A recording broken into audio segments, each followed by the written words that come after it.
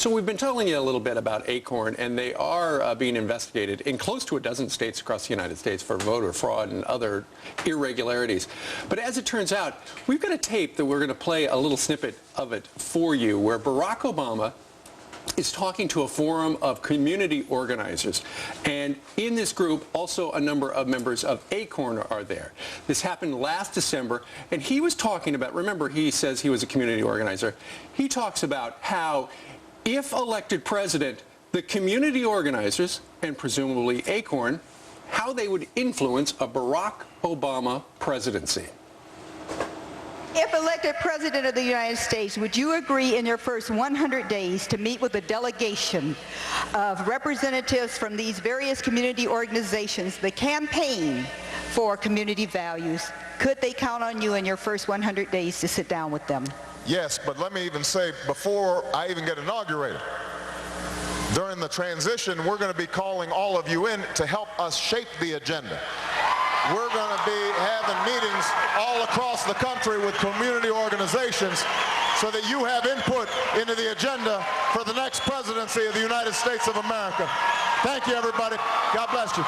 Thank you. So he's going to call them all in and say, okay, group number one, number two, Acorn, what would you like to see in the Barack Obama administration? Well, the Democrats will be really happy with that because they've been huge supporters of these community organizer groups, and the more that you look into some of these organizations like Acorn, the more you find out that they are involved in many of the hot topics today that we're discussing.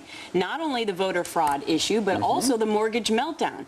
And the more that you look into that, we were discussing this yesterday with regard to how they were instrumental in advocating, pushing these loans for people who could, before that time, not afford them. Yeah, but they still wound up with houses. Right now, there's major investigations going on in New Mexico, North Carolina, Missouri, as well as Ohio, and of course Nevada, which we've gone into detail about. So this is a troubled organization, which is still in the eye of the storm when it comes to these elections, because these battleground states are really down to 2 or 3 percentage points between both candidates. At 7 minutes after the hour, I thought this was very interesting. These CEOs were asked to weigh in, 750 of them, and they just said, hey, by the way, who do you think would be better for this country, and who would you vote for President of the United States? 70% said it would be, 70% said John McCain would be their choice. This is in Chief Executive magazines. They did this poll, as you said, Brian. Did you get your copy yesterday, too? Yeah, and so here's their little pie chart.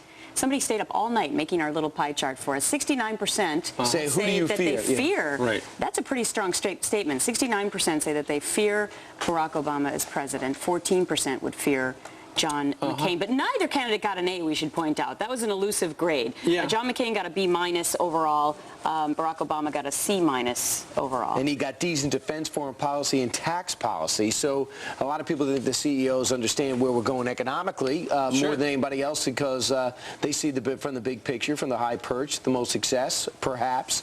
And they say that's a little bit different than people have been saying lately, especially here on Wall Street. New York City, for the most part, is solid Democrat. So, it's interesting. So they're saying, the CEOs, the people who are the people who are creating jobs for all of us, they're saying that they would prefer John McCain by a 4-to-1 margin. It's interesting. One of the actually, a number of the CEOs who spoke to them said, I am sure that if Barack Obama is elected, he will have a negative impact on business and the economy. And in fact, some said that, quote, some of his programs would bankrupt the country within 3 years if implemented. Now, if you think about that, if some of the top thinkers, business-wise, in the country are saying Barack Obama, his tax policies and other stuff would bankrupt the country in 3 years, given the fact that we're in these crazy economic times right now, you got to wonder if they know what they're talking about. And he